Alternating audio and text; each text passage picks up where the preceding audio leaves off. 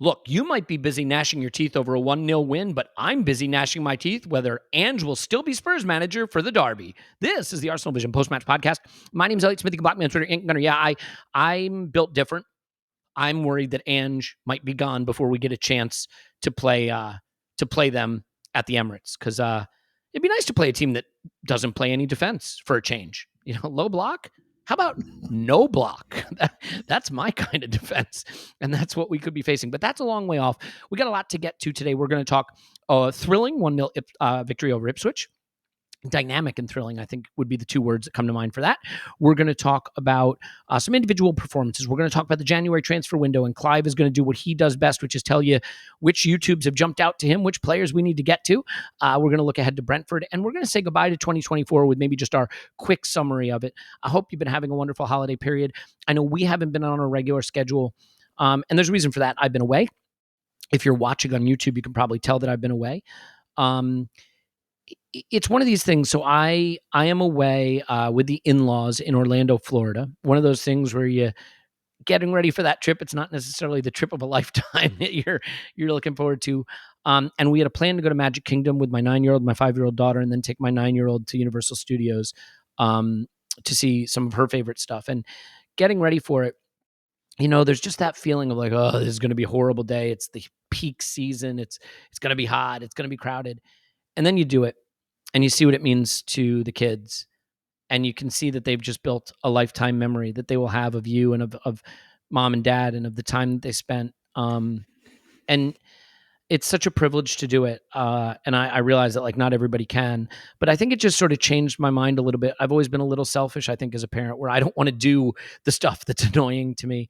But I think it made me realize like these times that you get to spend where you make a lifetime memory and you imprint on somebody and you see what it means, like they're so special. And I am someone who I think talks a lot about community, talks a lot about the love I feel for people and the connectedness I feel to people, and, sense of sacrifice. It's just, I can't recommend enough sacrificing something to make a connection like that, and doing it with my kids has been really special. So thanks for tolerating a little bit of a light schedule on the Patreon side for content, and maybe not always having video for these pods the last couple of days, but it's allowed me to do something that I'll cherish forever. So again, a huge thanks to you.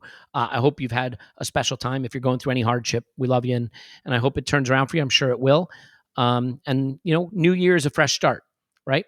So I had about 5,000 calories of Italian food last night, just in time for the January New Year's resolutions. So that's all on the horizon. Okay, enough about me. Let's say hi to Clive. Hello, Clive. Hello. And listener, let me tell you, Elliot can eat, mate. He can eat more than me. When he goes, I may look like I can eat, but trust me, Elliot is the man when it comes to express eating. It is a weird thing, because I'm not a big person, but I have a big person's appetite. I do like food is one of those things that makes me happy. I eat my feelings. What can I say? And I'm sure that will never be a problem for me as I get older and my metabolism slows down. I'm sure I'll be fine. Clive, did you have a nice holiday period? Yeah, still having it, mate. I've actually got about 2.5 weeks off work, so I've got another week to go.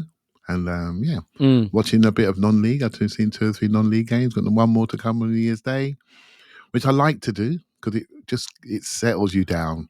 All these fancy 2-3-5 Premier League stuff. We need to get back to listening to the non-league crowd.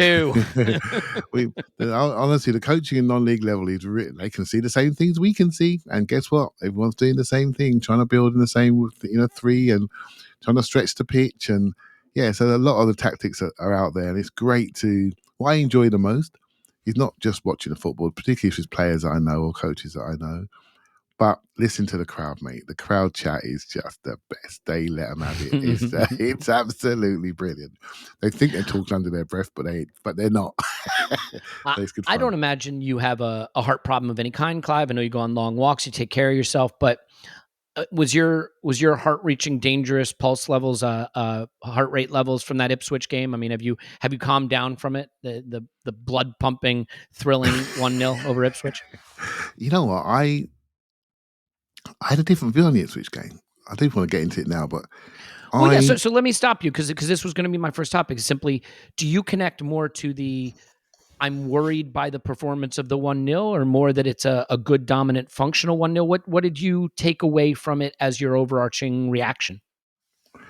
I did my IR as normal and came outside, spoke to my son. And he said, "Well, that was rubbish, wasn't it?" I'm thinking, he was so negative. I'm thinking, well, hold on a minute. I said, and I thought to myself, well, he's not dumb. So if he has that feeling, I mean, other people have that feeling too. Do you know what I mean? And again, I thought, why did you feel the way you did? I thought to myself, because analysing my own thoughts is something I do a lot of. I thought, so, well, I've already worked out in my mind after about 10 minutes that forget the Arsenal we've been seeing in the previous games. We now have a new team that we're going to have to build. And while we're building it, we'd have defensive stability because attacking wise, we have literally lost our LeBron James. We've lost the guy that is the system. And everything we do goes there and comes out of there. And so looking at how we play, we're quite a positionally based system, but we have a level of relational relationships on that right-hand side. So people that look at their heat maps know that Havertz is over there, Odegaard's over there, Timber's over there, sometimes Partey's over there, sometimes Rice is over there. So we have a relational aspect to positional play on that right-hand side. And that's what we do. And we come out of there and we do our stuff, right? So now we are tuned. We are tuned. Literally, Elliot, our hips go to the right. You can literally see it. They creak around to go to the right.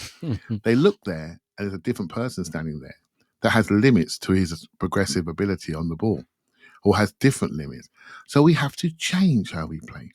And so for me, the change from the first half to the second half, I thought was really quite interesting. And then what we do again, I've got some suggestions.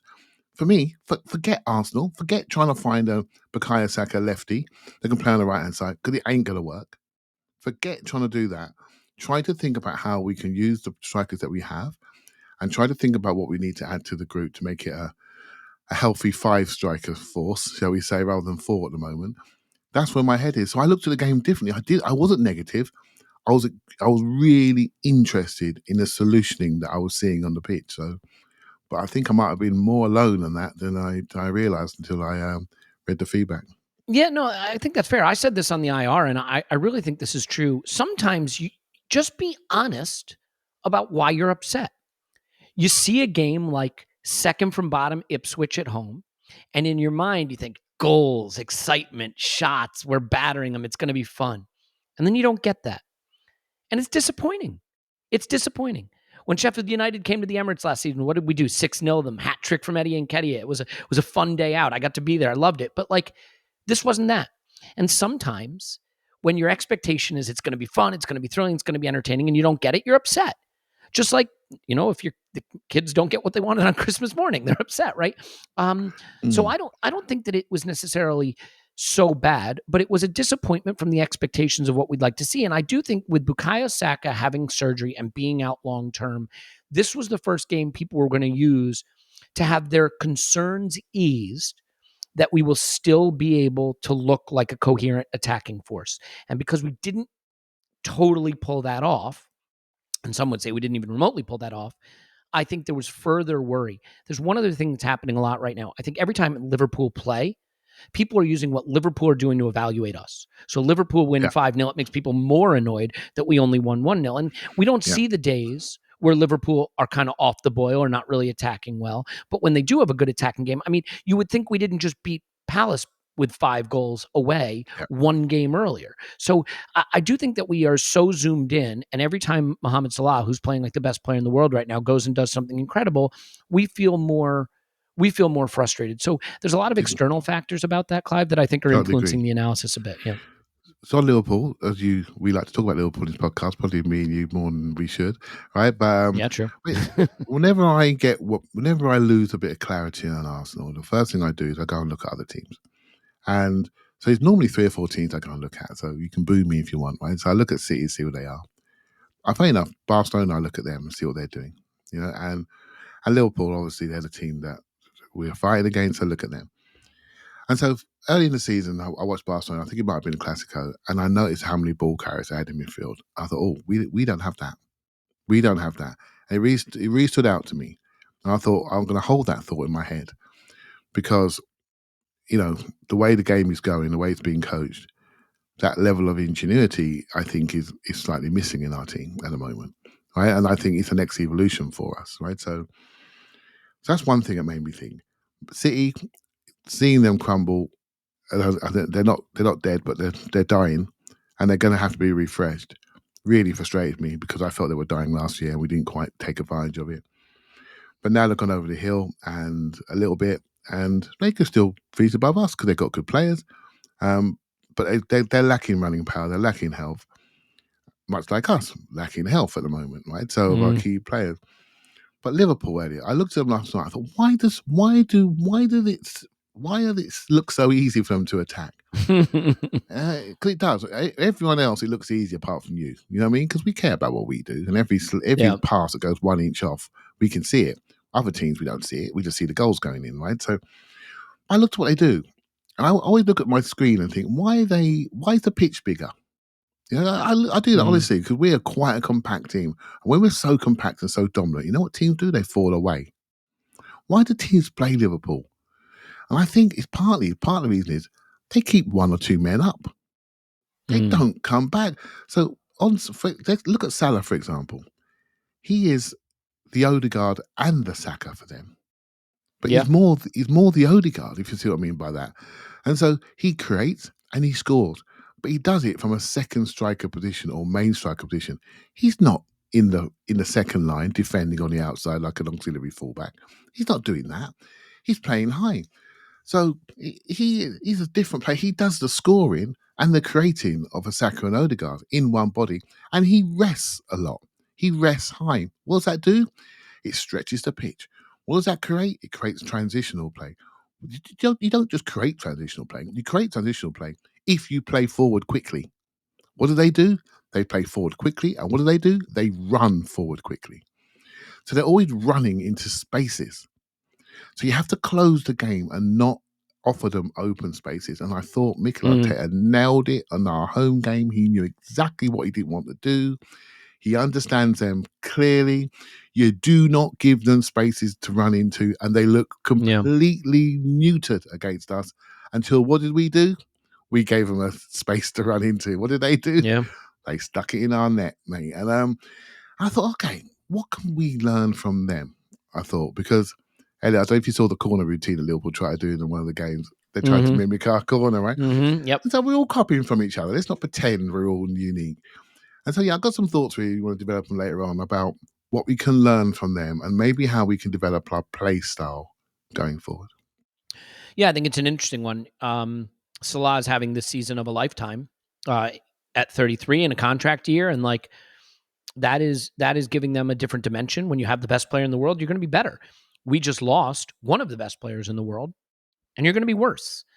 And this is the thing that hurts. You have to be willing to adjust your expectations for who we will be without Bukayo Saka. Yeah. I'm sorry. I wish that was not the case. I don't want it to be the case, but it is absolutely the case. And that doesn't mean we can't be good. It doesn't mean we can't be very good. But whatever greatness we can achieve, we will not be as great without Bukayo Saka. There's no transfer window move. There's no tactical switch. There's no role change that's going to replace one of the best wingers in world football. And so I think that adds to the anxiety of the Ipswich game a little bit. But I do have some things in the Ipswich game. So, Clive, first thing I would say is I look at this as somewhat a game of two halves. I thought in the first half we were dominant, if not totally sharp with our final action. I thought in the second half we were more tentative and a little less crisp in the way we got the ball forward. I want to ask you about this setup where Kai is, and we'll say in midfield. I realize that he's not always in midfield, and he gets the goal from being in a striker position from his number 8 position. So that clearly worked. I do think we look short of a way to pass forward when we're building from the back with Kai. I think when he does drop, when he does receive, he is such a hard worker. He runs everywhere. He is not someone who's going to receive it on the half turn and punch it forward. That's not who he is. Correct. And you look at some of these teams, Liverpool being one of them, City being another, that play with 2 proper 8s, maybe if with Liverpool 3 10s almost. and they have players who can receive in the middle of the park, turn, punch it forward, keep it going forward. So, and I don't want this to be misconstrued as a Kai criticism because it's not, but it's just the way we look progressing the ball this way. We've got Martinelli on the right. Obviously, that's going to be a bit destabilizing in terms of how we're able to beat men on that part of the pitch. And we have maybe one less body in midfield who can receive on the half turn and move it forward. I think the player who actually showed a lot of personality trying to replace some of that is Miles Lewis Skelly, who is Agreed. developing into an incredible footballer before our eyes. But what do you think about that use of Kai producing the goal on the one hand, but maybe choking off a little bit of our ability to receive in tight spaces and keep the ball going forward? Yeah, well, he's not going to do that, right? So, but Gabriel Someone's got Jesus, to. Gabriel Jesus can do it if he gets Yeah. on the ball. Yeah, and this is what it's all about balance, isn't it? Right. So, Gabriel Jesus can do it. Miles can do it. Yep. Calafiori can do it. Timber can do it. Do you see what I mean? And I think this is where my eyes were going up. In the first half, I watched passy Arsenal, passy round, perfect positional play, beautiful stuff, in out, changing lines. But really, there was a lack of ingenuity on the ball. And then the moment I realised that was when Timber took the ball out the back line, danced through 3 or 4 people and took a shot. I goes, oh, there we go. Then Miles gets the ball to his feet. He spins out of contact, drives forward. Oh, there we go. I thought, oh, we haven't seen a lot of that lately. Why? Because I normally see that. The guy that fills up my take on part of my diet is Bukayo Saka. Takes the ball, takes it on. Oh, there he goes. Past 2 men, gets it back second phase. I don't look at this. But when he's not there, I'm looking at what we don't have. Do you see what I mean? And so, and then of course you look at the players like we do, and well, Guy doesn't do that, and Odegaard, is he carrying enough? Second half, Elliot. Odegaard came out, mate, started to carry. Someone had a word with him, started to carry. He had a right foot shot, he had a left foot shot. I thought, there we go.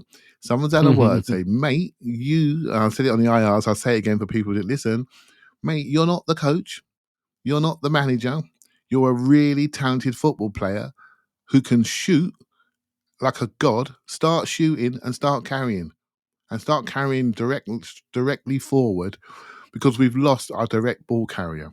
So you do it. And I thought that was brilliant. So again, you've seen an evolution from first half to second half straight away. I expect to see more of that. I really do going forward. I think to see more of that. Sorry, mate, go ahead. Yeah, no, what would be really exciting to me, actually, and this is the problem, Clive, you always make fun of me the way I see football. And I watched Eze score that goal from outside the box and felt something from that the other day. But what would be really exciting for me is if Calafiori's fit, move Miles Lewis Skelly up one line, let him play that left 8. Move Kai to center forward. Let Jesus play off the right for Martinelli, who I still think is struggling with his game, and move him back to the left. But I would just love to have another small space player in that left half space who can receive and punch it forward, Yeah. So I don't make fun of you. I just know that you like these things. And I think I know, but I will say to you now that the one player this team is missing is a right-footed creator that drives with speed and can shoot.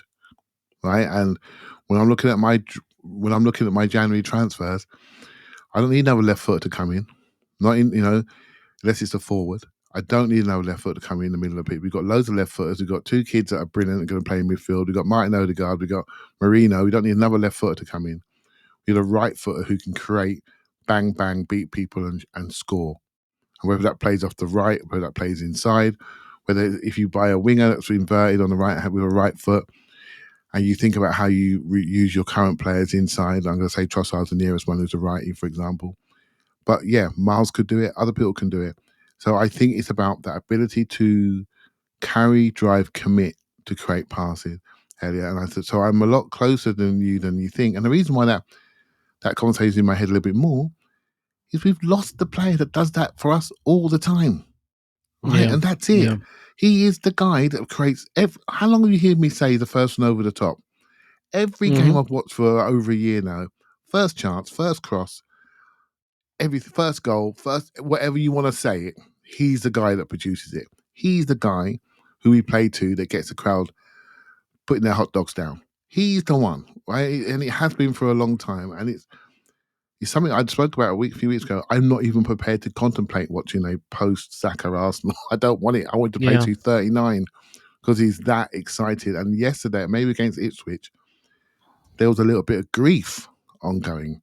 And I don't know if the news about the operation broke before game or after game because I was just distracted pre-game. But I did bump into someone who told me in the ground he'd had a quick procedure in the daytime. And I went, oh, right. And I thought, that's interesting. And the way it was spoken to me, it wasn't like a huge procedure, like a attached to bone job. It was more of a cleanup, shall we say? Do you know what I mean? And and it was just the way it was delivered to me. And I thought, that's interesting. Then, of course, it broke afterwards.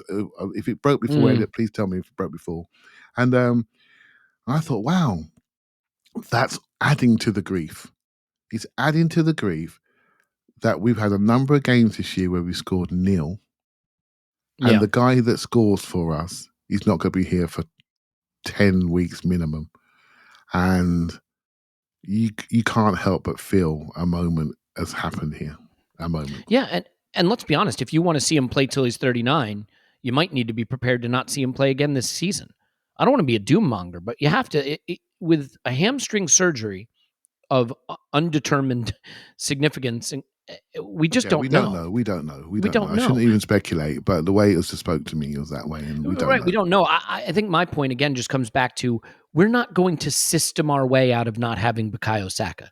Like you need to remove the illusion. And there's a lot of people that are like, how can we get more attacking firepower? I mean, we have to accept that Mikel's answer to this might be, how do we create more control and dominance so we give nothing away? And he may try to win more 1-0s, because the thing about this game is halfway through the first half, I think Ipswich had 12% possession. Yeah. The first half in particular, the dominance was outrageous. And I think the end game of this was 2xG to like 0.03 or something. So Mikel may just tune up the dominance more than the attacking influence. And I don't know that people are going to love that, but it may be the option. Can I hold you on that? Yeah. Mm-hmm. Sorry, mate. I don't know if you. No, please do.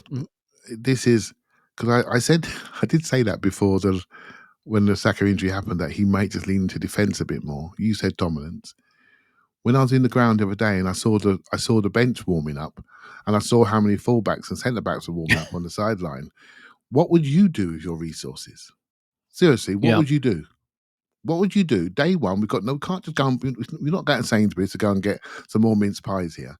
We're talking about we need time to go and put a deal together. What would you do in the immediate term? Right, you would lean into your players that you have fit. You would make sure the other team don't get past the halfway line, and we go from there. And I think I was going to say there's two things I would do. Go for it. Mm-hmm. There's two things I would do. Sorry if we're overlapping each other.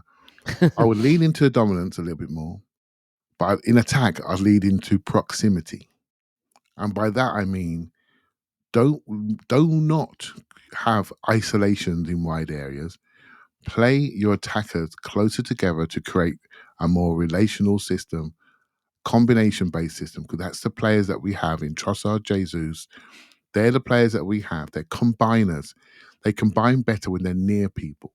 So we have to use proximity of our front line, maybe have rather than 3 stretch, 3 narrow, and cradle the team a little bit more with our defensive players and our midfield players, which we have aplenty. The only gap we have is probably another right-footed. If Ben White was fit, I would just say this with all my chest. Do you know what I mean? Let's just hit him hard in fullback areas because we can rotate in right back, we can rotate in left back, and we can hit teams hard, play slightly narrow in the front three, use proximity as I get out of jail, our relational side, use that combination side, and hit teams harder down that central area because we haven't got the ingenuity in wide spaces. That's what I would do, but also it puts a lot of onus on Julian Timber, and that I'm not sure it's going to work over the long term. And to be fair, like Miles Lewis-Skelly's development and ascension to the left back role has been huge, because I think Timber's been one of our best players the last several weeks. And when he plays at right back, I think we are much better. But he's only able to play at right back because Miles Lewis-Skelly has proved to be a reliable option at left back in the absence of Calafiori and Zinchenko. And it'll be very interesting as Calafiori gets more fit. I think Miles Lewis-Skelly is entitled to think this is my shirt right now. So we'll see what happens. I still think I know I don't want to be a killjoy, but I think Calafiori is a special player, in my opinion, and I think he's proper special. So I agree. I just think he's just completely unique as a football player. But let's see, right? He's got to get fit first. Let's see how he goes. Like I said, I'd have no problem seeing Miles Lewis-Skelly move up a line, let Kai play center forward, because this is the other thing we got to realize. That needs to happen. First of all, this development, where Rice is playing 6 and we have Kai at 8, it's allowed us to give Thomas Partey some time off. We've relied on his fitness, but that's not always been something you can rely on. We are now in a position where we look like we rely on Gabriel Jesus quite a bit, not someone with a great fitness track record. It feels thin now. I mean, you mentioned the bench. There is no recognized forward on that bench. The only player that even qualifies as a sort of attacking player is Ethan Nwaneri, and we've not seen him used as a forward. We've only seen him used as a midfielder, still in a very attacking role. But so it could get real thin real fast if a Gabriel Jesus has another 2 weeker or something. So this situation, we're going to talk January in a moment, but that is definitely on the agenda. This game, I mean, look, Clive, this game could have gone a number of ways because, first of all, I think there were penalties in it that just weren't given. I'm not going to do ref stuff, but some of the ways that Gabriel was treated on corner kicks, for example, like I just don't know how you're allowing that. There was also the Gabriel header, and I know that like data people will tell you headers are hard. That header's not hard. That's just a bad miss. Yeah, it's difficult with headers because he sort of skimmed off his head a little bit. Yep. I think the fact he scores so many headers, I think he's unbelievable.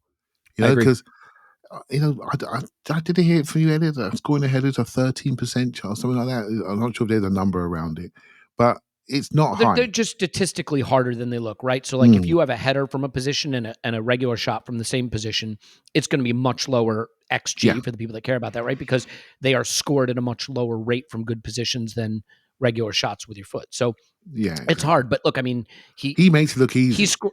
He makes it look. If he scores that though, or if this feels like a game that had we gotten a second, maybe a third, a fourth, a fifth comes to it, because it gets harder for Ipswich to stay organized and defend when you're dead. But they just had enough in it to keep going. And there were some scary moments. There was the giveaway where Raya was way out of his goal, and I think had the Ipswich player noticed and gone for goal.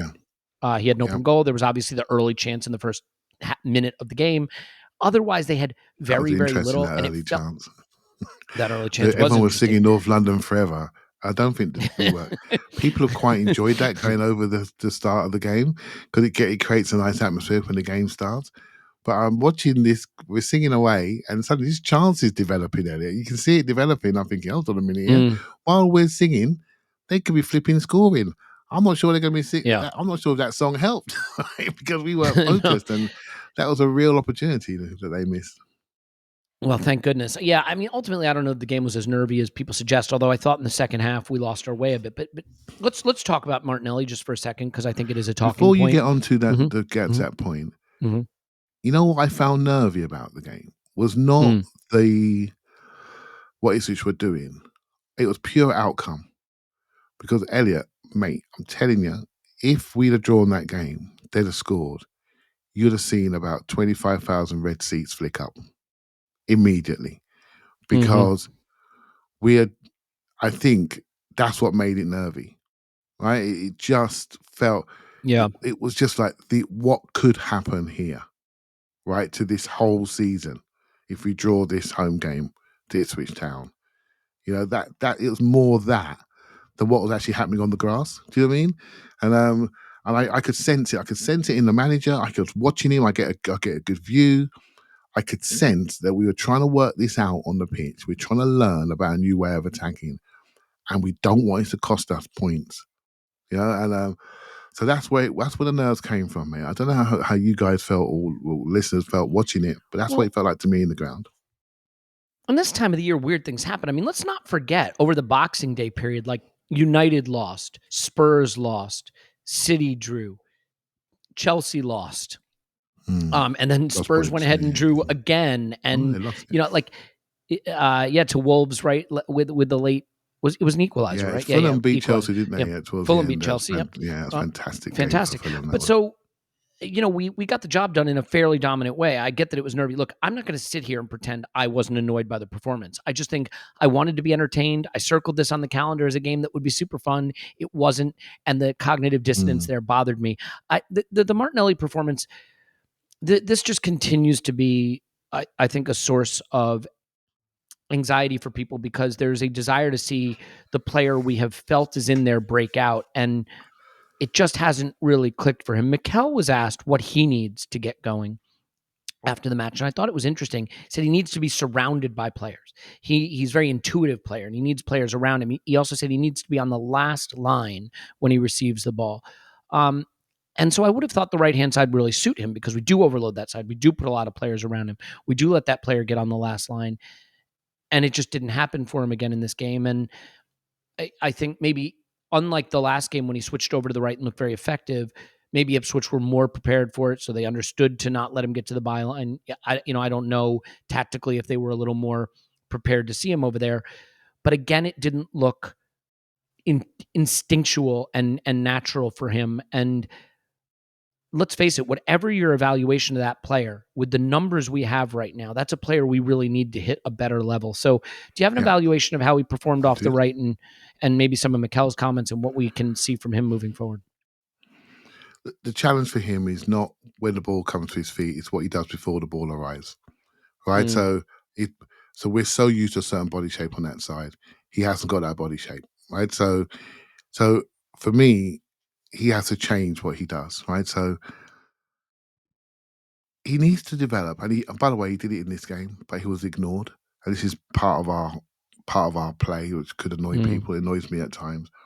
He made some out to in runs, curve runs from the outside to go in, and he was not played through.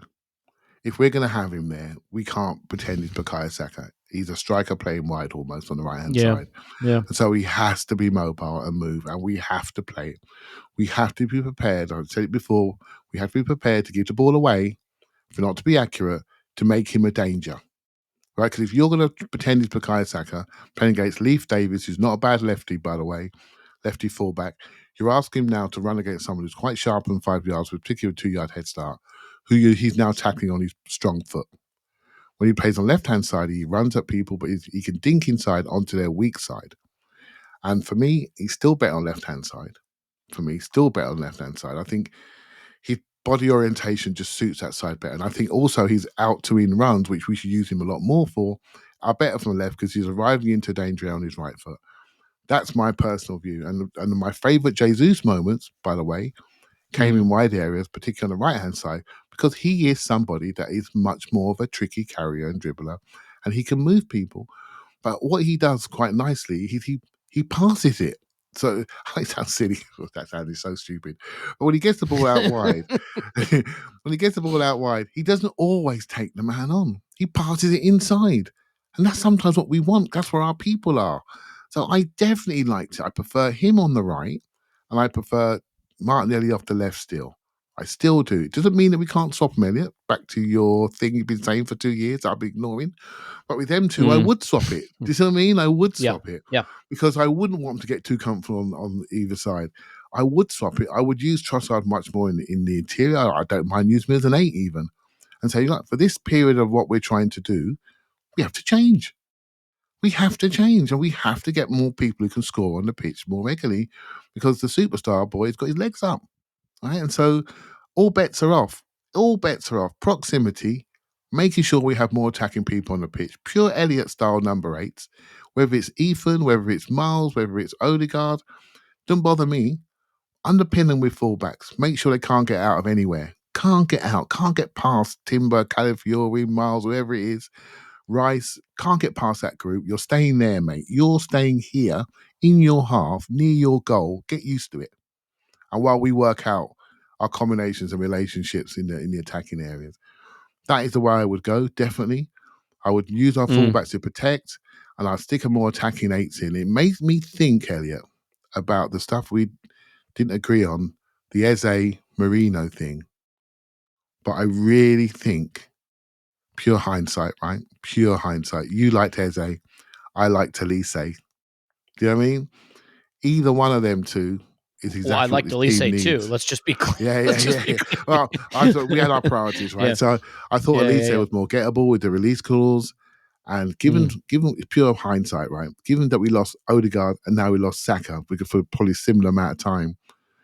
There's one player that could have fixed both of those issues, isn't there? And it's Elise Yeah. who just, it's Yeah. definitely the one. But hey, that's life, isn't it? That's life. Well, don't worry, we'll get to transfers. we're gonna get to transfers. I think, like, for me, first of all, I mean, there's still absences that we're not thinking about. Like, no one talks about Ben White not being available anymore, but like that's a player that we miss. And Timber could play off the left. It would give us different things that we could do with Miles Lewis-Skelly if we want to. I think one of the things, we talk about being in the lab last season. The team didn't really coalesce until January after Dubai. And then we really understood who we were after that. Now, Jorginho was playing regularly. Kivior was playing regularly. But we had a set group that we pretty much relied on, and it delivered consistency.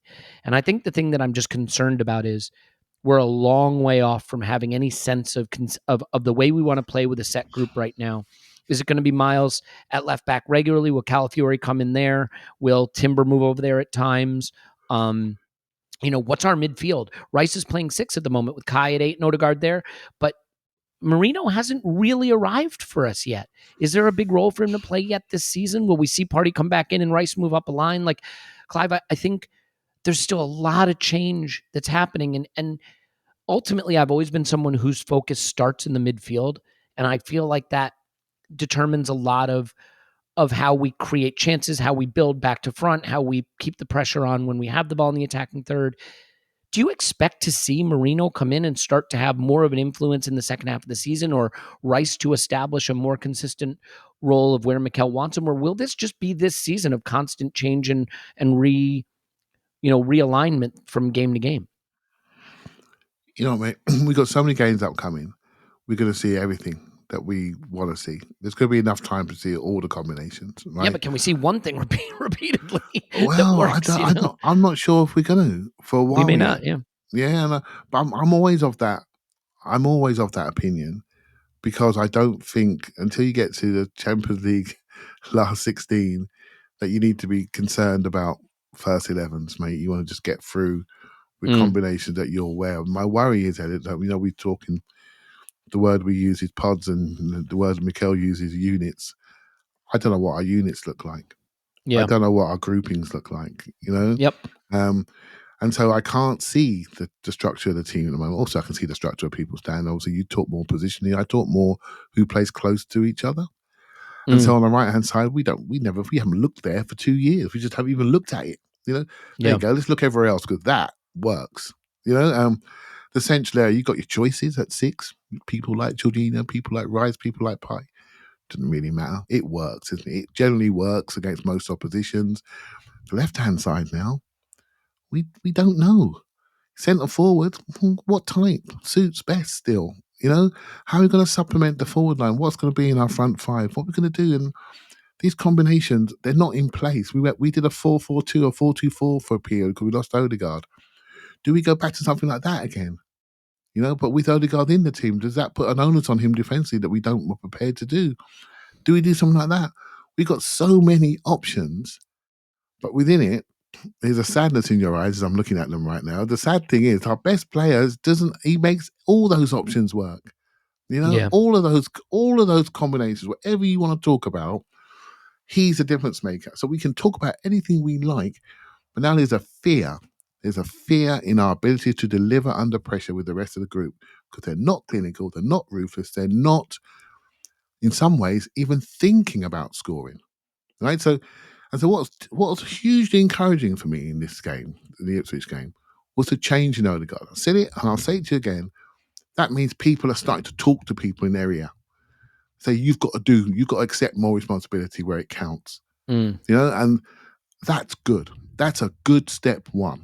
That really is. That's got to continue because we can't sit here any longer and just wait for Bukayo Saka to do what he did against Liverpool and stick it through Andy Robinson's leg and roof it. Right? That's not in our makeup, but it could be if we take the movement, take the risk. Are you telling me that Martinelli can't make that same run? He can make that same run. Are we going to play him in? And then when he gets there, he's got to find the technique to stick it top corner like he used to have when he first arrived here. And if you can't, then we have a discussion about his longevity in the club. That's the truth. Yeah. At this level, we have to Yeah. have these conversations. And the same for Jesus. We have those conversations about that. I think Kai gets away with it a bit more because he's our top scorer and all the attacking metrics, he's in there for the league, right? So whether you like that style of forward or not, that's a personal choice. Odegaard, 1 goal penalty this season. Come on, mate. I know he's been injured, but there's room for improvement there. So this is the conversations they're no doubt having within the club right now about what we can do to squeeze out of this attack, the orange out of this group. What can we do? If you don't have these conversations, you're not doing your job. You're just not. Yeah, look, Mohamed Salah has 30 Premier League goal involvements this season. 30. The record is 47. Okay? He's got 30. If you cut that just in half to like what a really good player would do. Yeah. Because 15 goal involvements would be really good, right? If you had 10 goals and 5 assists at this stage of the season, you'd be saying you're killing it. So you cut it to 15. Where would Liverpool be? I can tell you where they wouldn't be. They wouldn't be top of the table 9 points clear. They wouldn't be that. Mm-hmm. The reality is great teams have a great player playing at a great level. Yeah. We are a very good team that just lost our great player. And there's going to be challenges, as I said earlier in the pod, in how we answer that. But a big way to answer that is to try to strengthen in the January window. Yeah. And that leads us to the section everybody's looking forward to, which is transfer talk. We're also going to do a quick Brentford preview and a quick goodbye to 2024. So still a lot to get to. I think we'll do a part 2 kind of thing here. So let me just say this. I think we're going to continue the 10-0 promo code for Patreon where you get half off your first month. It's a nice way to just, makes it $2.50 US. So even less than that in pounds or whatever. And euros. And it just gives you a way to get in if you wanted to try an instant reaction or see what it's about, see what we're going to do. The month of January is scouting video month. Clive loves it. And we if you don't know, we have like a professional scouting platform that we use. We put the video up on the screen. You can watch. We scout the players together. It's not just YouTube rewatching. We try to do, I would say when I'm not away on vacation, probably 4 extra pieces of, pods or videos or whatever it is a week in addition to the 2 main pods that are ad free. So if you want to be over there, we'd love to have you. But again, just happy you're listening wherever you're listening. And if you're not listening, you're not hearing this. So it doesn't really matter. Okay. We'll take a break. We'll come back with the transfer talk.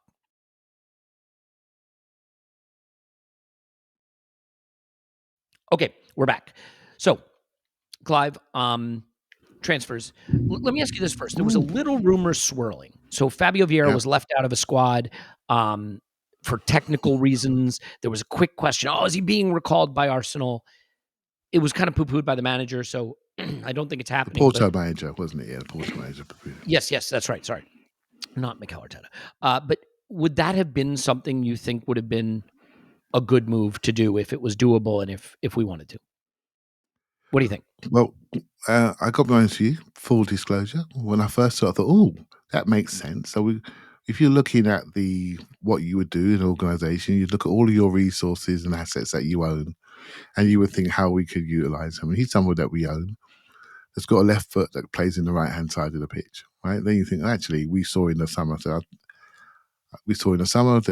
him and Ethan had a bit of a dance-off, and Ethan won that, and Fabio went out on loan, right? So if you're bringing him back in, what are you bringing him back in to do, right? So he's got the talent, Elliot, but we weren't sure if he had the minerals, were we, when we watched him this year? And he's gone out there to try to go and refine himself.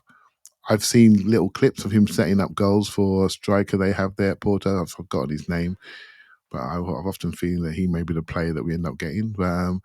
But as a forward, but I'm not sure if it's quite something I'd like. But I got to be honest and say when it first popped up, ooh, that's exciting.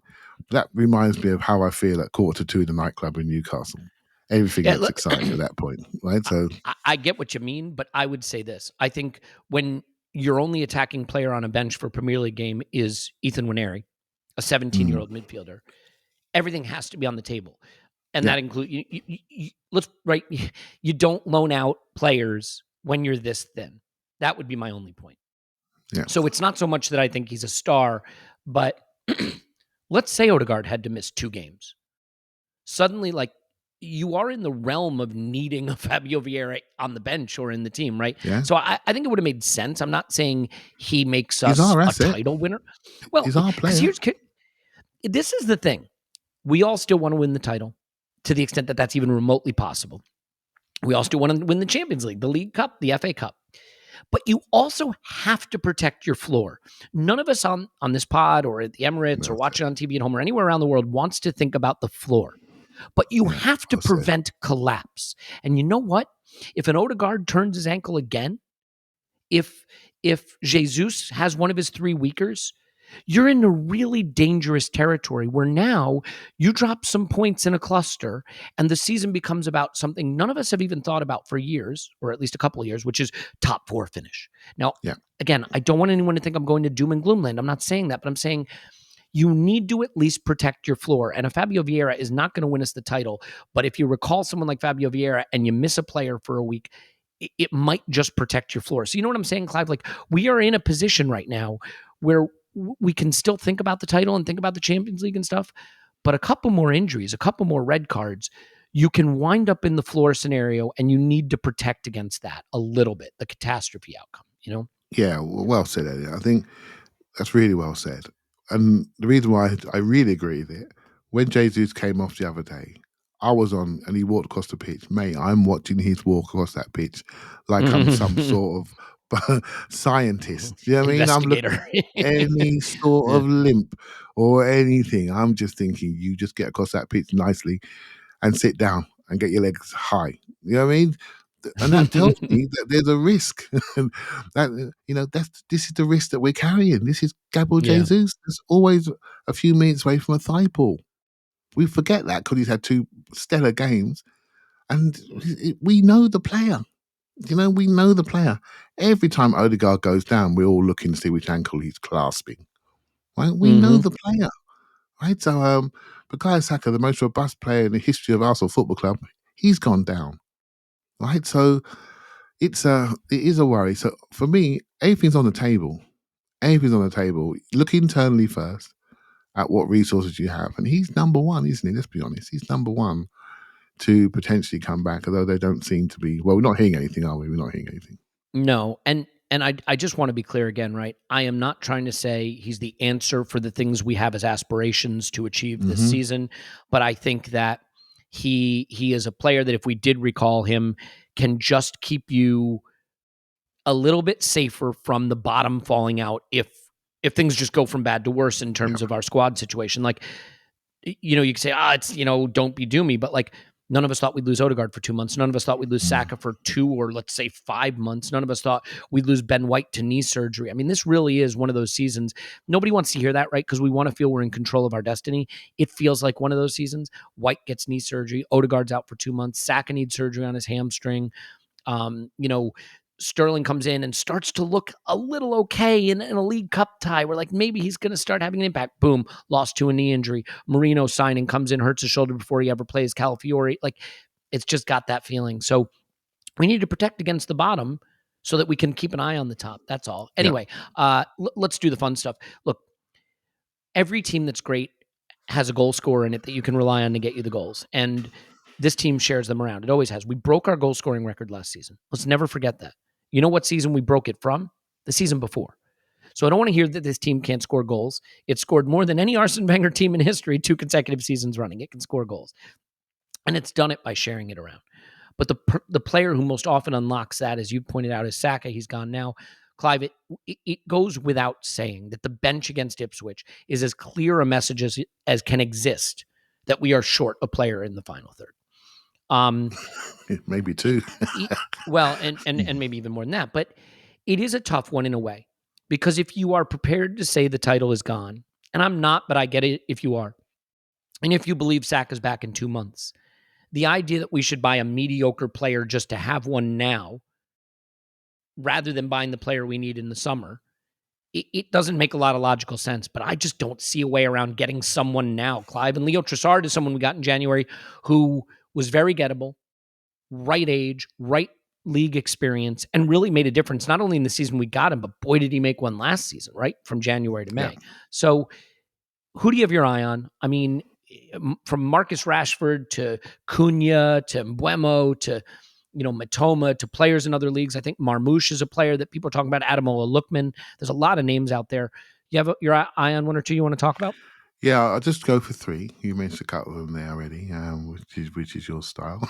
I think I go for the first one you haven't mentioned is Antoine Semenyo at Bournemouth, and I just quite like him as a player. Again, what does he really have that just stands out to me? I sometimes don't think he's intense enough.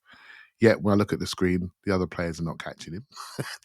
so he might not look, like super pitter patter steps, but he looks quick. And but also when he's going forward, he has a bit of threat about him. So he's got a strong body, so you have to really get close to him, and he can roll you. And so I quite like his impact in one-on-ones, and I firmly believe your ability in one-on-ones is the only thing that matters in the game these days, defensively and offensively. When everyone's system's the same, your dual ability is key. And if you can roll people in one-on-ones and get shots off both feet, play left and right, and potentially play as a false nine, I got to have a look at your son, particularly when you're an Arsenal fan as well. You know what I mean? So yeah, that player I quite like. Cunha I've always liked, but I liked him, but I just every time I look at him, and I just think he just looks like Jesus, really. And but he has a bit more range about him. Do you know what I mean? He's just a bit more rangy, and but again, he's a player that the thing that keeps coming up to my mind. We're a very pass-heavy team. We're very formulaic. We're really good at it, really good at it. But what gets us excited is when a player can beat someone, right? And there's hardly anyone beating someone at the moment. So I'm looking at that.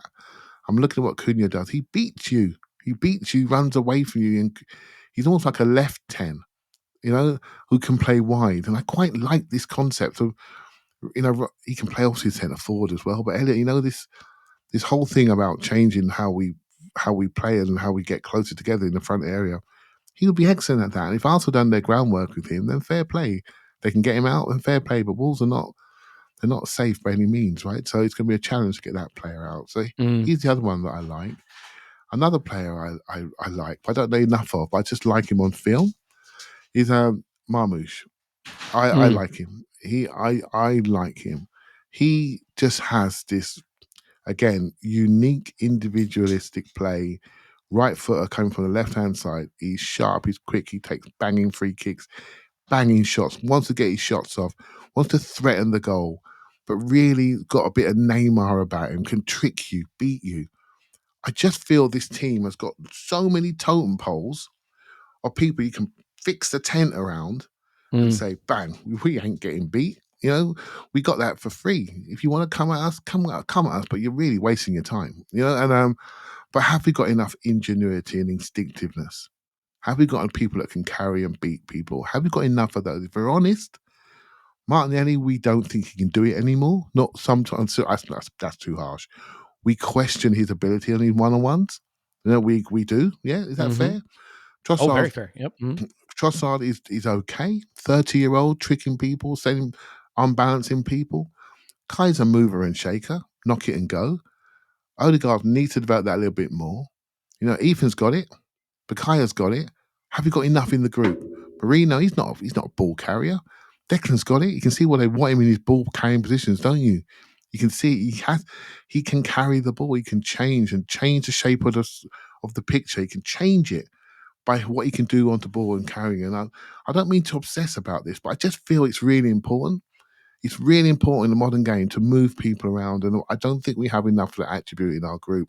So when I'm looking for people that can do that for me, and that's a bigger priority than the obvious. Let's just get Alexander Isak and let's just make him the point of the arrow, and let's just spend 125 million quid on him, and everyone fall in behind him. Well, we can do that until he picks up an injury. Then what do we do? And that's true for any player, though, right? I mean, like at some point, you're sort of stuck investing in players and hoping they stay. I know he's had some injury track record, but Saka had no injury track record. We depended on him, and we can't right now. Odegaard too. It maybe is But more what I'm saying, random than we accept. Yeah. sorry, what Mhm. if that came across wrong? I don't want people to say buy a centre forward because that fixes everything. Because I don't think it's as simple as that. I don't think it's simplistic as buying a centre forward. By the way, I see what you mean. Yeah. we both take Alexander Isak immediately, right? We just Yeah. take him because Yep. we think he's perfect for his team, right? We have done for a long time, but I don't want that to be the only thing that we do. There are other things missing in this team, which would facilitate any centre forward that we have, that's stopping us from looking as direct and as pleasing on the eye in an attacking way.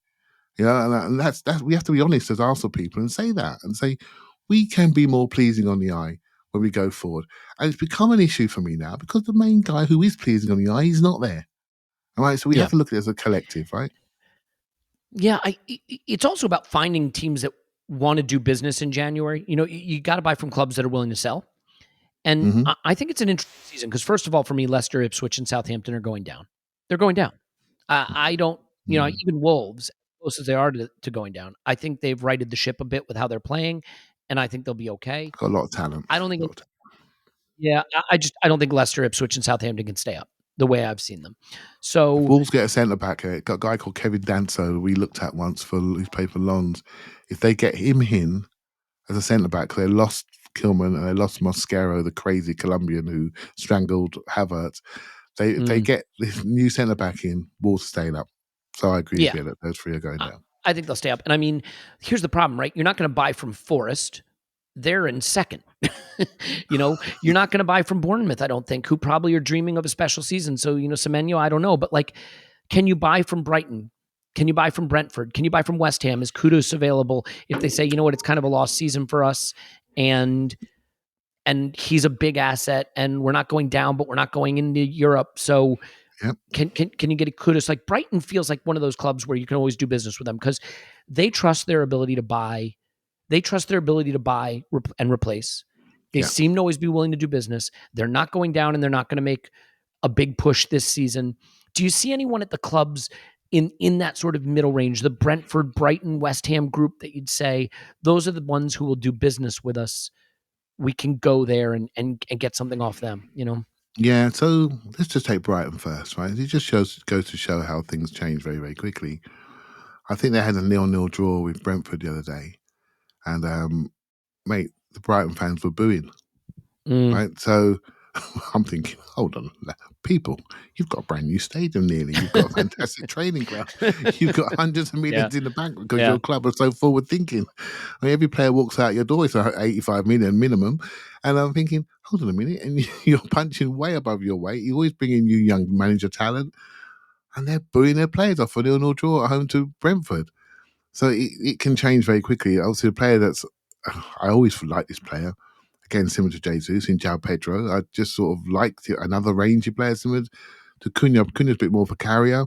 João Pedro's a bit more of a last action guy. But I always liked him when he was at Watford. And I always felt we could have nicked him, but it's what it is. So he's the only player that I like. I did like Odingo before the season started, but he's gone very, very quiet after that.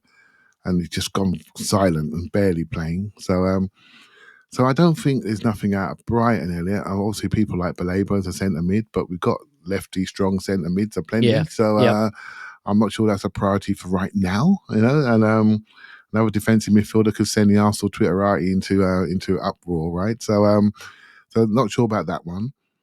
As to Brentford, I don't see anything there. Obviously, people like Brian Embremo, sorry. 25 years of age, chunky lefty, almost, probably, if anything, he's closest in profile to Salah, in my opinion. A bit more of a right forward rather than a right winger. Stands in that just on the outside of the centre back. I'd take Salah in January. would you just try and settle them, put a bid in? 40 million and one. Yeah, exactly. 40 million put a bid in, just throw one in. I'm sure they'll love it over there if that happens. Liverpool fans are quite calm, They take to it really, really well. So Bremo, people like him. I personally think he's okay. I haven't got a connection with him. I don't see it myself. But again, he fits. I think he fits Liverpool more than us, if I'm honest with you. I think that's the next club for him because they literally play the way he wants to play, and he can stand where he wants to stand. But Let's see what Liverpool look like when it's in the post-Trent era, shall we say. So yeah, that's all I see there really. Who's the other club you mentioned, mate? Remember? Bournemouth? West Ham, Yeah. West Ham, West Ham, Bournemouth, we know Brentford. about Semenya. Well, I Bournemouth, don't see. I don't think Bournemouth are doing business in sixth place and losing a key player when maybe they can grab a European place. Only West if the Ham, I work's mean, been Kudus done. is an interesting one. Oh, What kudos. about Sorry, Kudus? mate. Lots of people like him. We scouted him. We have a scouting video if you want to go watch it on the Patreon. Like his thing, eye-catching moments of incredible skill, a lot of losing the ball in some very dangerous places playing hero ball. You know, he likes to play hero ball. Yeah, I've got to be honest. I don't know if I'm becoming a snob, or I don't know if I'm just becoming so ingrained into how we play. But when I see people doing stupid stuff in different parts of the pitch and then walking afterwards, I'm just thinking, that ain't gonna work. Do you know, that's not gonna work, right? Yeah. So it's, despite the fact that I like the idea of a Marcus Rashford, we can't have walkers, mate. It's just not gonna happen. It's not gonna work with the Arsenal fan base. It's not gonna. We've moved on. We've moved on. People walking about doing what they like. I like Rafael Walker, super talent. Love watching him play when he's not playing for our club. Oh man, I love it.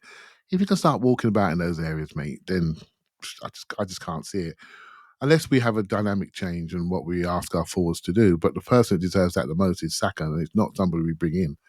I can't have Saka running around while other people are walking, right? So that's not going to work, right? So yeah, I don't see it, mate. To be honest, I don't see Kudo. I just feel I'd rather see a righty creator than a lefty creator. I just got that thing that we got players coming through in our club we need to create space for. So why am I going to stick a Kudos around an Ethan Wanieri and that could take minutes from him? I'm just not going to do it, right? And I'm just not. It's going to cost 85 million quid. I just don't see an 85 million quid player there. I liked him at 40 million when West Ham bought him, and then we could have put him anywhere into our team, and he could even pay left 8. So then we're not buying Marino, so we couldn't quite get Kudos, couldn't quite afford him, but he maybe suited our team more than we realised back then. But right now, I'd rather go the other side, mate. To be honest. See, for me, this is a needle to thread that goes like this. If there is a summer target we have our eye on who is a big money, top talent acquisition, and we think we can get that player in the summer, but we can't get that player now, make sure you keep that player in line. Let's not blow that. Yeah. Can you find a 40 million player now who you're content to have now and makes you better? And that's where I think the Leo Trossard type signing, don't turn your nose up at it, because Leo Trossard came in when everybody wanted 80 million, 85 million Mudryk, and Leo Trossard was a stroke of genius who last season was nearly the linchpin to a title. He got us through the Porto tie. Like, he's been very important. Yep. Whether he's a player that you love or not, he's been a huge acquisition. And I look at someone, I'm going to throw a name out there, but it's not to fixate on this name, but it's this type of thing. A Matoma, right? Late prime, from a club that likes to do business. There is probably no big offer left for Matoma for Brighton to cash in. Can you spend 35 or 40 million, get a player who is very league proven, who's not elite, but can come in, can dribble a man, can create some problems off the left. You can play Jesus off the right. I don't know that he's going to play off the right, but you can move the pieces around the chessboard a bit. Yeah, more left. And you say he can hit the ground running. He can play day one. He can provide us something that we need at a reasonable price where it doesn't stop our January business. He doesn't block any paths. He's like the next Leo type signing. Now, again, I'm not fixated on the name. I'm more mentioning that name as an example of the kind of player you might turn your nose up, because he's not Nico Williams, he's not Alexander Isak, but he's a very useful solution for our current predicament where Ethan Nwaneri is our only attacker on the bench. Is he or someone like him the kind of move that we should be open to, even though it's not going to have people running to renew their season ticket, if you know what I mean? Well, I've seen him destroy. I love that shout. I've seen him destroy us, right? Literally destroy us. I've seen him do it and close once for definite, and I was on my toes the second time we saw him. It wasn't quite Yep. as sharp that day. He left that But game injured. Remember, he yeah, left a game injured where he was killing us. Now that is an issue with him. He has had injury issues, but that's another story. yeah. Yeah. And I'm just, it's very difficult because you've mentioned a number there now. So people are going to say, they're going to not listen to the really astute and intelligent shout and just fixate the number that you've come out with. And then they're going to hammer you for the number. Well, actually, the numbers, we never can tell what numbers are, right? And because it's that type of player that we need, someone that threatens the last line, really is somebody you have to, you say you don't want to fixate on the name, but it's a player you have to fixate on because he has real dangerous, threatening attributes that really threatens the last line. And this is it. You know, we've become accustomed to Can I people. stop you just for a second? Yeah, Just for a go ahead. second on the number, because Mm-hmm. I want to be clear about something. He's going to be 28 in May. Mm-hmm. We bought Trossard, who was a very important player for Brighton. He Yeah. agitated a little, I know, and that helped. He was distressed asset, mate. 27 million. 27 million. Yeah. Let me put it this way. Matoma's going to be 28. Who is giving them 50, 60, 70 for 28-year-old Matoma Mm-hmm. with a bit of a spotty track record, even injury-wise, and not having ever really hit the heights that his talent promised? Like, he isn't a clear 60, 70 million. I push back No. on the number because Brighton have proven they're willing to sell and reload and sell at reasonable fees. Yeah. As they did with Trossard. For a soon-to-be 28-year-old Matoma, I don't think they've got a huge market at the top end. So I only threw him No, out that's a because good I shout. think you can do it reasonably. But to your point about people pushing back on the number, maybe have a little think about what that number would need to be, you know? No, it's a really good point. And again, about a year and a half ago, that number was close to, after a good game of match a day, that number was 80. Do you see what I mean? And Yeah, it's and not so it anymore. Yep. was not anymore, right? So and you have to remember one little difference I would make, and I think the Brighton letting Trossard go was because he had a falling out with the manager and they wanted him gone, right? Yep. And so with Matoma, I don't sense that. You know, I don't sense any agitation or anything like that. But yeah, that's the only reason why I sort of was hesitated with the number. But it's that type of player for me. You got to threaten the back line. You've got to threaten that last line with something in your feet, mate. Either it's penetration. We've lost a lot of penetration.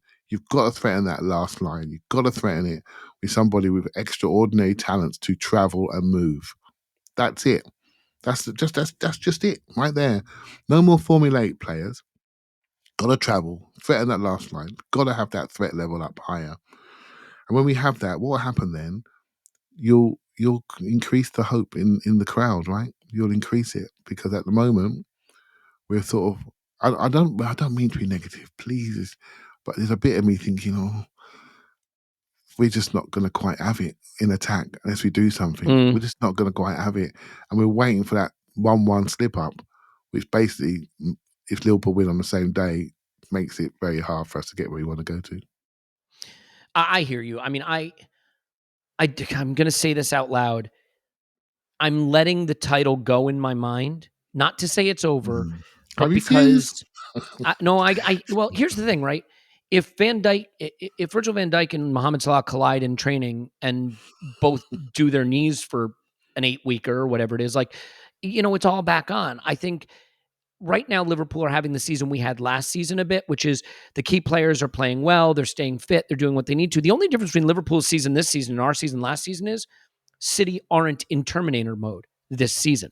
And it wouldn't surprise me, by the way, if Liverpool do win the title, and I'll make this prediction right now. If they do win the title, I bet you they do it with the same or fewer points than we got last season. So just something to consider. But and I'll throw this out there. You ever have, you know, your kids, they're moody, they're in a bad mood. You've given them their favorite dinner. Maybe they love mashed potatoes. And you go, honey, what's wrong? You haven't even touched your mashed potatoes. I'm going to do this to you, Clive. Clive, what's wrong? You haven't even touched your Marcus Rashford. Well, I'm. It's just I just don't see it. I just don't see it. And again, it's the best. Would you do it though? Would you No, do it? I don't. I don't think I would. And I the wouldn't. reason Yep. why, you have to be sensible, right? You have to be sensible. We've been building this project for a number of years, And the last bit to do is the attacking area. This isn't the time to gamble. This really isn't the time to gamble at that sort of level that would be required. The numbers wouldn't be the high numbers, Elliot. The wages wouldn't be the right wages. But there's too many things I don't know about off the pitch. I'm just not qualified to discuss based on some of the rumours and conjecture. I'm just not qualified, but there's too many risk factors for me. But the very best Marcus Rashford, I just happen to have seen him live a few times, and he's very, very, very good. Right? Very good. If you ever catch a YouTuber of his goals, mate, he will shock you. It would shock you how good they are and how many things he's done for his country and for his club goal scoring wise during a period when Manchester United have not been Manchester United, as we all know. But it's too many risk factors. And despite my little wishes, they were 2 years ago, really, not now. Fans have a right to be impatient. Every right. You have every right to want your club to be good every season. Clubs have to be careful. And I'll give you the perfect example. Liverpool in 2021-22 hit 92 points. They hit 92 points and did not win the title. They felt that pain. The next season, they finished 5th. They had injuries and they collapsed a bit. 5th. They didn't panic buy. They didn't buy stupid players. They didn't spend on dumb shit. The season after that, last season, 82 points in a title race for a bit. The season after that, they're fit. They kept the core together. They're challenging for the title and may go on to win it. Their fans, I'm sure, in that 5th place season were crying out for big changes. But the club stayed the course, and the course correction has happened. So while we absolutely need to do something, because numbers are a problem, I don't want to mortgage the future of what still looks a very promising group. And we're just going to have to balance that. So let's shift gears as we wind down here. I want to do 2 more things before we get out of here. I want to talk Brentford quickly and then just say goodbye to 2024. So Brentford, Clive, I think he's going to tweak it again. I have no idea how. We're a bit fortunate. I think Brentford are having a bit of an injury crisis. Their keeper came off at the end of last game. They're missing some center backs, so we're catching Brentford. And me got maybe injured, I think, as well. Yeah, maybe Ben Mee did get injured. We may be catching them at a reasonable time, although their record at home has been good. They haven't really beaten anybody there. What would you do for this game? What do you think Mikel's going to do? I think we're going to see changes again. I really do. Well, I would see. This is the thing, right? So when I saw Miles start left back against Ipswich, I thought, you know what? He's building Calafiori up, and he will probably play the last 25 again, build him up slowly, and go from there, right? Didn't even come on. Didn't come on, and Miles was getting a little bit tired towards the end, but he's done his first night in the Premier League now, right? So, wow. Mm-hmm. And looked really quite good. In a game where the team didn't attack, per se. But now we're playing against Brighton in Bremo, right? So I'm thinking, well, I would like to see Calafiori start at left back. I got to be honest with you, I would. But it's no slight on Miles. He's 18, right? Just completed 1 game in adults football for the first time, and so his future Arsenal is secure, and we are going to be privileged enough to watch his development, and it could be anything, mate. You know, at the moment, I'm looking around England. You know, we went to a tournament with our left back in the summer, so his life could change in a year really quickly. You know, in a position that he's just starting to make his own. So I would go Calafiori in the back line, I'll be honest here. In midfield, I'm not really worried. I have a feeling for Rice, Marino, Odegaard. But I'd be just as happy with Partey, Rice, Odegaard. Can I ask you a question? Go ahead. About that? I have a weird feeling, I'm not basing this off anything, because of Mbeumo. Mikel has shown that sometimes he likes to get a specialist up against where he thinks the threat is. I could see Timber going to the left and Partey at right back for this game. I know people don't love it. It's an option. I think Timber would lock anybody down, so that'll be the end of that, you know. But they have Wissa as well on the left-hand side. He's quite sharp. He's playing through the middle right now. They played Shada. Is that his name? Shada? Shada, yeah. He's quite Kevin Shada, yeah. Yeah, off the left. He's quite good. He's quite good. So, yeah, I wouldn't do that if I was, but it's a shout. I think Clive Fury is quite good. Yeah, he yeah, can handle yeah. people, and so yeah, I wouldn't worry too much about that. But yeah, midfield, I must admit, I do like Kai at centre forward. I don't want. Same. Doesn't mean Yeah, Jesus can't play. I just want Kai at centre forward, and and do what you like off the left hand side. I do like Trossard in home games. For most of you, I prefer him in home games. I just have this thing where I just think Martinelli better off the left in away games. It's probably not proven statistically. I can see Scott already on his laptop, but I just had this feeling in my mind that we might break against people at speed away from home, and do, but we don't really do. We do everything in a controlled manner. So, but it doesn't worry me either one. But I do like to see Havertz down the middle, and I do like to see Jesus off one of the sides. I want to see that. We have to explore it. We have to find out if he can do something there for us. That's just my feeling. But yeah, that's it. That's what I would do. yeah. It'll be interesting. I have to level with you. I have absolutely no idea what the lineup's going to look like. None whatsoever. I think there'll be some rotation. Marino has not really established himself yet, and I'm curious when and if that'll happen. I obviously Odegaard will play and Rice will play. I have no idea where. I think I like Rice at the left 8 for this game, where he looked really good just 2 games ago against Palace when he came on, and get Party back in there maybe. I could see Jesus moving out to the right with Kai through the middle, and your pick, Leo or Martinelli, off the left. It's a tough one because you drop Martinelli and you could lose this player. I know he's going through a hard moment, but you have to pick the player you think they can get you the result. Brighton away a couple days later is not going to be any easier, but we are catching Brentford at a time when at least defensively they're weak. And if anything would benefit Arsenal right now, it's playing a team that's defensively a little bit weak. So we'll see. We'll see what happens. Yeah, I think it's gonna be interesting. I haven't really got a feeling of Brentford's play style, right? I'm just conscious of getting involved in the second ball game. With a slightly longer game, going second ball. I'm getting conscious of that. So if Rice and Party's there, I think we're more comfortable with that. There's a conversation to have, Elliot, about Mourinho. Maybe not for today, but that signing and what it represents. And there's a conversation to have about Odegaard and where he is currently, and where he is in his form. And now he's lost his Batman, right? He's lost it. So that a lot of his game is about releasing that guy. So now we're going to ask him to do different things. There's an evolution in his game that's going to have to be required, which I'm sure he can do because he's smart.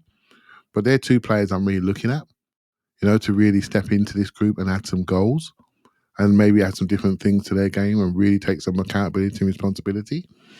They're not kids; they're experienced pros, and they need to step up. And I think this is going to be a lot of the conversations. I am so fascinated to see the conversations that the club's having around how we're going to tweak our play style. That's the only thing I'm thinking about at the moment. Not even New Year's, just thinking about that. And so, yeah, those 2 are in my eye line, really, from a development and evolution point of view.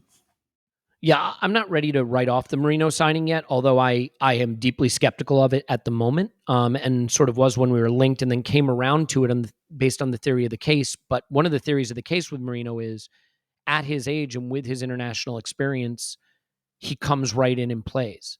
And because that hasn't happened, it kind of undermines, I think, one of the tent poles of the argument for getting him, which is when you buy a fully mid-prime player with the experience level he has, you want him to just go in, slot in, be a regular, do the job. It hasn't happened yet. So we'll see. I think, it's going to be one of these times where we have to gut it out until we maybe get reinforcements or some players get fit. Yeah. And we'll just see how that happens. Let's close it out with just a goodbye to 2024. I think this has been a phenomenal year in some respects. We are top of the calendar year table, ahead of Liverpool and City. Top goal difference for the calendar year, top goal scored for the calendar year. And again, that's not a trophy, so don't give me the Wara trophy. It is simply a reminder where is that our trophy? Yeah, well, let's just say it's a reminder that as down in the dumps as some people are, we've been the best team over the last 12 months. We are, if not the best team, the second best team in the Premier League. We are 3rd favorites for the Champions League. We are still in the FA Cup. Well, still, we haven't played in it yet. That's why. But we are into the semifinals of the League Cup. There is still a very good season there for us. Doing it without Saka is certainly going to be a much more difficult proposition. But the extent to which people are down in the dumps about where we are, I think maybe overstates the challenge of the year. We did lose Kevin Campbell this year, so certainly rest in peace, Super Kev. And that is a heartbreaking loss. I know we've lost members of the Arsenal community this year beyond Kevin Campbell, and our hearts go out to the friends and family for the people that have been lost this year. And our gratitude goes out to you for sharing this year with us. Its ups, its downs, and everything in between. Is there a moment or two that you want to call out from Arsenal 2024, Clive, that you want to just celebrate before we say goodbye to this year? I think overall message is it's been a challenge this year, despite winning a lot of football matches, Elliot. I don't remember a team that could win 16 out of 18 in my lifetime, right? Just, and if there was one, there's a couple of them with some statues outside the ground. Do you know what I mean? I mean, seriously, it's that level we're talking about here. But we just accept it now. We just expect these things. And this is not, some of the things that have happened this year are not normal. Didn't happen every year. And so sometimes you just have to take a breath and have a think about that. Some statistical stuff that we can now see and assess and judge. Because we all want the next thing. There's no drama here. Everybody listening here wants the same thing. We want to win something sizable that we can all enjoy together. Yeah. And sometimes that is it for me. I don't desperately want to win for everybody who's listening so we can enjoy it together. I really want that, because in the previous time, 20 years ago, we weren't like this. The world wasn't like this. We weren't so connected. It wasn't such a global club like it is now. There isn't the people that support Arsenal from different parts of the world with different backgrounds, with different religions, different races, different creeds, different everything. That wasn't the case before. If it was the case, it wasn't so visible and transparent, right? So now we have this thing, this club, and I want us all to experience it. And that desperation cannot break us apart and not see what we're actually doing. And we must not panic as a club and lurch, and remember the good things that have happened. And we only got to look across in Manchester United to look at a club that's been lurching to the point where they've got no clue how to get out of it. And with financial regulation around them, they cannot get out of it. So for me, learn your lessons of the past, breathe, develop, keep going on the course. It will happen if we don't do anything stupid, and really make sure if we are going to be ambitious properly. But for me, many, many, many highlights this year. The ones I really like the most, you know what, I just love the Spurs away game this season. Maybe both of them this season. I just love those games. I don't know what it was about the goals and seeing the goals go in and seeing. It's funny enough, Gabriel's header this year just been the highlight for me at Spurs. I don't know why, it just stands out to me as a moment. And I watched that a million times over Christmas, and it's just to hear that the crowd behind the goal and just to see that, I just loved it. It just epitomizes who we are for me. And it sounds crazy picking a set piece goal, but really it's beating Spurs the way we did and just enjoying it and seeing the fans enjoy that behind the goal. That's one of my highlights of the season so far. Absolutely. We beat Spurs and Lisbon, away. Elliot. And Lisbon, of course, right? Lisbon will be right up there as well. Lifetime memory for me as well. Beat Spurs away twice in 2024. Beat United home and away in 2024. We have had some special memories. We beat Liverpool at home in 2024. Didn't beat them twice home, unfortunately. We destroyed Chelsea in 2024 in exciting fashion. That was fun. That was super fun. Seeing us get through to the quarterfinals in the Champions League and be back under the big bright lights in front of the world in a tie that I think, Porto was fun. We're not as far away. Porto was fun, even though the football was terrible. Seeing people at Porto and Lisbon was incredible. Seeing people at the Emirates. One of my favorite memories was the last day of last season. The atmosphere around the ground and in London and at the Emirates on that last day of last season was like nothing I've ever experienced in sport, period, in my life. The expectancy, the hope, it didn't quite come off, but that the club gave us that day, took the title to the wire, with that City team that now has helpfully for Liverpool collapsed out of nowhere. Maybe they'll share the title with us if they win it, because we helped kill City with the push we put on last season. There you go. So in the spirit of camaraderie that we have with Liverpool, obviously. A really wonderful year of footballing memories. And If you break it just into the 2 seasons, they feel a little different. But if you look at the year as a whole, really special. Going to Lisbon and winning 5-1 away, not too shabby. Being near the That was top of the beautiful. table in this new Champions League format. Yeah, really wonderful. I mean, we've been singing the song "Stadiums Are Empty" everywhere we go, and who put the ball in the back of the net? Half the fucking team did. A lot in this calendar year. A lot. So there's a lot more to come. Seeing Miles Lewis Skelly break through, seeing Ethan Winery break through, two absolute joys of the last calendar year as more Arsenal Academy kids show their stuff. This whole nonsense of, oh, he doesn't trust the Academy because he gave up on Smith Rowe or Nelson or, you know what, those players, they went on to have big moves to good clubs, are going to have great careers, but now the next crop is coming through and they look brilliant. So Yeah. I would say if we were doing a state of the nation type thing, the state of Arsenal feels really good. Maybe this season doesn't feel like it's as strongly perched as we would like it to be at this point.